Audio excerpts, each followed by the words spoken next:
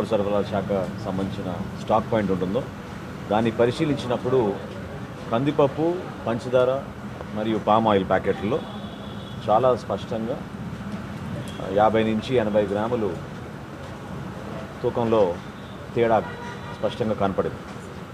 So రాష్ట్ర వ్యాప్తంగా సుమారు 253 మండల్ లెవెల్ స్టాక్ పాయింట్లని తనిఖీ చేసి సమగ్రమైన రిపోర్టు ప్రజెంట్ చేయమని ఆ రోజు నేను అధికార యంత్రాంగాన్ని కోరాను.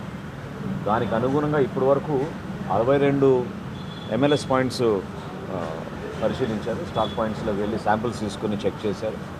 అందులో సుమారు 24 కేసెస్ డిటెక్ట్ అయినాయి. సో ఈ 24 కేసెస్ కూడా కేసు బుక్ చేస్తున్నారు.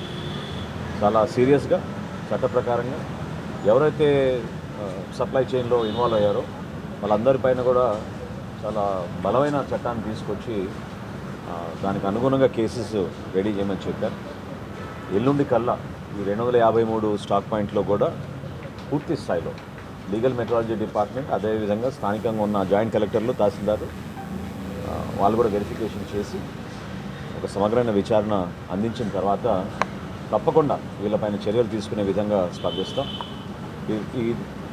ఈ పెద్దగా ఇదేమీ రాకెట్ సైన్స్ కాదు. మేము కోరుకునేది ఏంటంటే వినియోగదారుడికి ఒక భరోసా కల్పించాలి, నిజాయితీగా వ్యవహరించాలి. 500 గ్రాముల ప్యాకెట్ పాపం పేదవాడు కొనుక్కుని ఇంటికి తీసుకెళ్తున్నప్పుడు అందులో కొంతమందికి బెనిఫిట్ అయ్యే విధంగా 40 నుంచి 50 గ్రాములు తగ్గించుకుని వీళ్ళు రాష్ట్ర వ్యాప్తంగా ఇంత దోపిడీ చేశారంటే చాలా బాధాకరమైన విషయం. చాలా సీరియస్ ఇష్యూ కూడా. సో ఎవరైతే సప్లయర్స్ ఇన్ని రోజుల నుంచి ఇటువంటి కార్యక్రమాలు చేశారో ఖచ్చితంగా వాళ్ళపైన చర్యలు తీసుకుంటాం. జిల్లాల వారీగా ఈ రిపోర్ట్ వచ్చిన తర్వాత తప్పకుండా మీ అందరికీ మరొకసారి నేను బ్రీఫ్ చేస్తాను. ప్రజలందరికీ నేను మనస్ఫూర్తిగా చెప్పేది ఏంటంటే ఒక మార్పు ఏదైతే మీరు కోరారో అందులో భాగంగా నిజాయితీగా చట్ట ప్రకారంగా చేయాల్సిన కార్యక్రమాలు ఖచ్చితంగా చేస్తాం. ఎవరైతే కేవలం ప్రజల్ని ఇబ్బంది పెట్టడానికో మోసం చేయడానికి కోసం చేసిన కార్యక్రమాలని మాత్రం సహించేది లేదు.